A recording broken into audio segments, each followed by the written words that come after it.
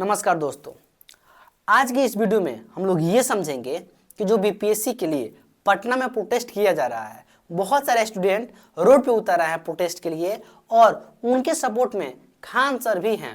आखिर कौन ऐसा नीति है बीपीएससी का, कौन बीपीएससी का नीति निकाला है कि इसके लिए प्रोटेस्ट किया जा रहा है और खान सर भी सपोर्ट कर रहे हैं।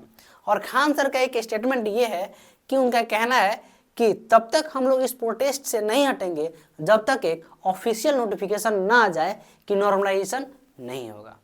तो आप इस वीडियो में बने रहिए, बाकी सभी रीजन आपको मालूम चल जाएगा।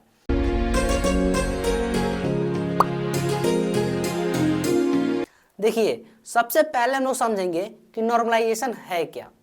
नॉर्मलाइजेशन का मतलब होता है कि 3 या 4 पेपर को सेट करना और मतलब कि एक से ज़्यादा मल्टीपल पेपर को सेट करना और जब रिजल्ट निकाला जाए तो उसको नॉर्मलाइज करके रिजल्ट दिया जाए। अब देखिए आखिर नॉर्मलाइज कैसे किया जाता है। समझिए कि ये एसएससी आईआईटी जैसे एग्जामों में ठीक है, होता है, क्योंकि मैथ में आप कर सकते हैं। क्योंकि अगर मैथ में पूछा जाए कि ये क्वेश्चन a+b के होल स्क्वायर के बेस पे इसको सॉल्व करिए, तो अगर दूसरे पेपर में, पहला पेपर में ये पूछा गया है तो दूसरे पेपर में उसको अंक हटाकर दे दिया जाएगा, नॉर्मलाइज कर दिया जाएगा कि हाँ ये सेम बेस पे है, अलग अलग अंक को हटाकर सेम बेस पे है।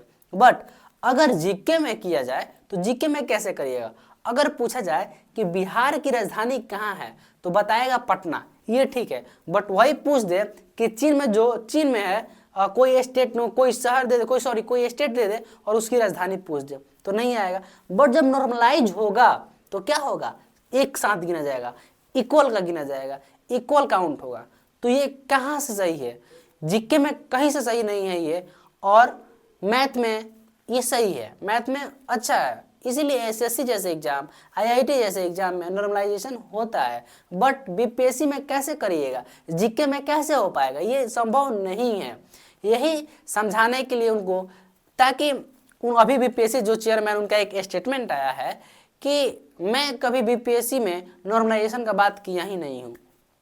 सही बात है, ये उन्होंने बात नहीं बोला, बट उन्होंने बोला है कि मैं इस समय जो टीचर का मीटिंग लिए थे उसमें ये बताए हैं, ये बोले हैं कि, या फिर न्यूज़पेपर में भी आया था कि बोले हैं कि अब की बार जो 17वीं बीपीएससी है उसमें हम लोग क्या करेंगे कि 3 सेट बनाएंगे क्वेश्चन पेपर का, जिससे क्या हो कि लीक होने की संभावना बहुत कम है।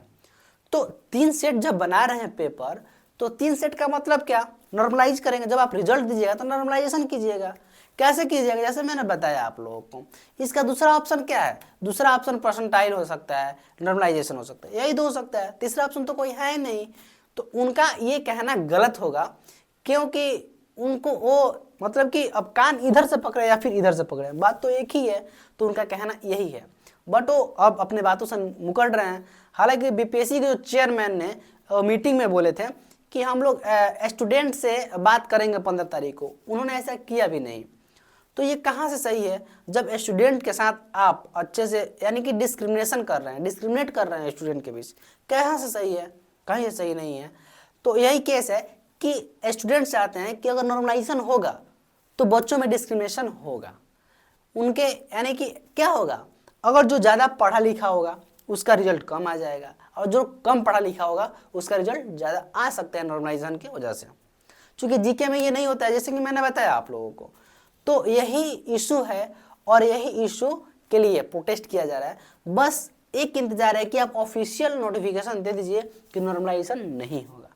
हालांकि ऑफिशियल नोटिफिकेशन दे दिया गया है कि अब नॉर्मलाइजेशन नहीं होगा, लेकिन इतने दिनों के बाद प्रोटेस्ट करने के बाद ये कहीं से नहीं है। बच्चे मेंटली हरास हुए हैं, मेंटली उन लोगों को हरास किया गया है, स्टूडेंट को जो बीपीएससी के लिए एग्जाम दे रहे हैं। 13 तारीख को एग्जाम है, 13 दिसंबर को एग्जाम है, और कल तक वो लोग धारणा पे थे, कल तक वो लोग प्रोटेस्ट कर रहे थे। ये कहीं सही नहीं है।